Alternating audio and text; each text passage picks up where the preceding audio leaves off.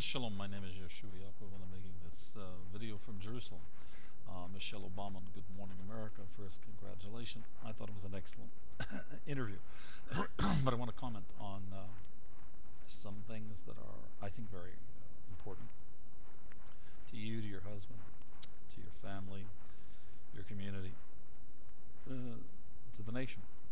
And it's this: you are indeed your husband's closest advisor, and your perception of the independence that's essential to your identity.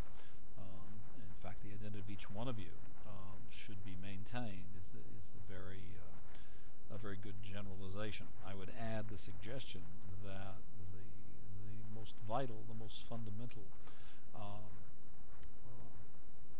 value is to increase your connection with the God of the cosmos, and this will enhance dramatically your connection with your authentic self. Now, what I want to say is, in my opinion of the couple, as I observe the two of you, you and Barak, with all of your self-effacement and fairness, you are the stronger and, in my opinion, the more intelligent of the two, and that's saying a great deal because I have a great deal of respect for Barack Obama, your husband.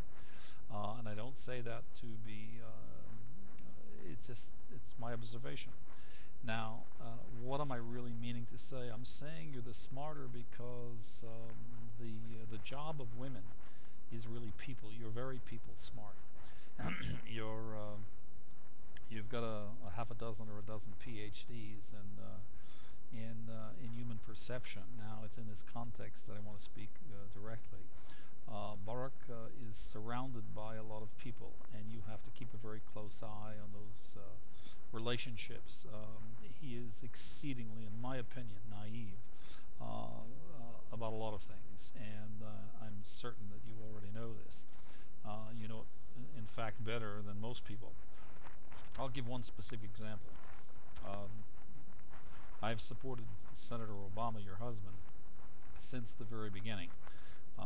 I'm a 66-year-old didactic scientist,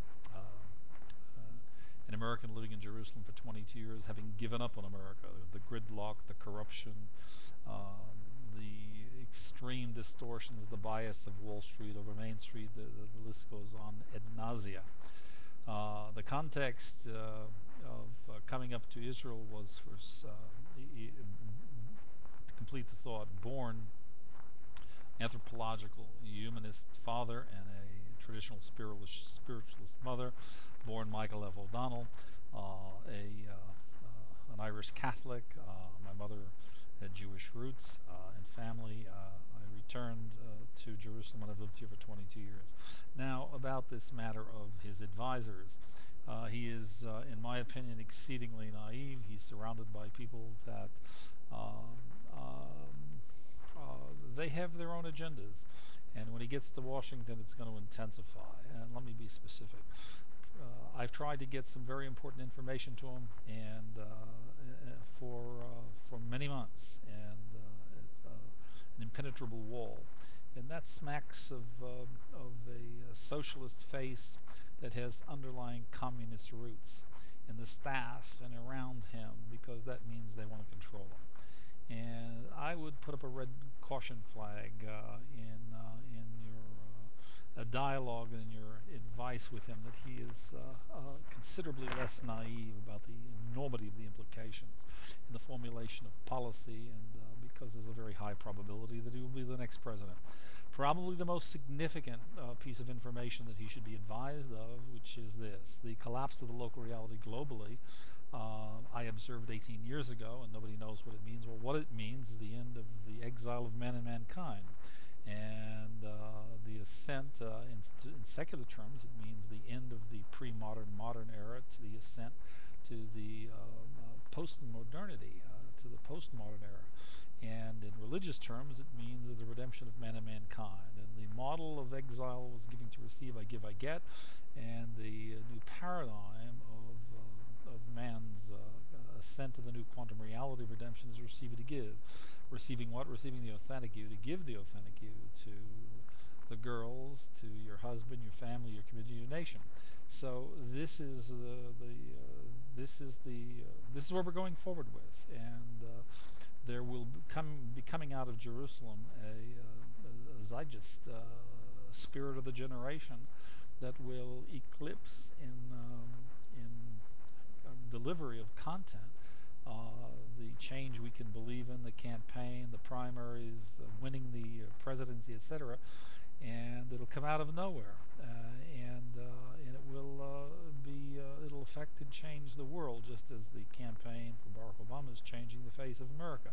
It too will have a great impact on the world. I'm not bragging on myself. I'm merely saying that this is very important that we understand the significance. Humanomics is the new East-West convergence model. The local reality has collapsed globally. It began in the collapse of the Soviet Union, where communism was the local reality. It collapsed. Next in Yugoslavia, in Israel, Zionism, in the Ba'athist regime in 2003, March 17th. In Iraq, Harari's murder in Lebanon, the collapse of local reality there, etc., etc. It's going around the world. And the meta-narrative of 9/11 confirms this collapse of the local reality. It operates on 4 levels: the psychosocial, the behavioral, the cognitive, and the psycholinguistic. The latter, the psycholinguist, refers to the collapse of the bifurcation of the duality of man in exile, which blinds him to his authentic self. On the cognitive level, it has to do with the collapse of the 2 major economies, America and Japan. They're not competitive anymore, with $150 a barrel of oil. And on the behavioral level, there is Islam and Christianity imploding, and on the psychosocial level, there's the models of the East and West, which is communism, socialism in the East, and in the West, capitalism and democracy. There is imploding as well. Just look at the capital markets.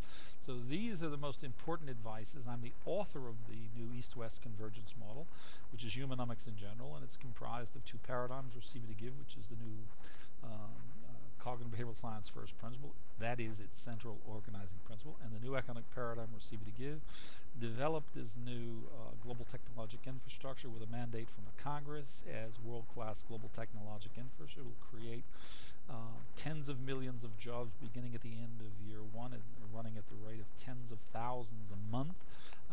It will require a $5 trillion investment, 60% partnered from the G9 and 40% from America, amortized over 20 years. It will eliminate the national debt, the trade deficit.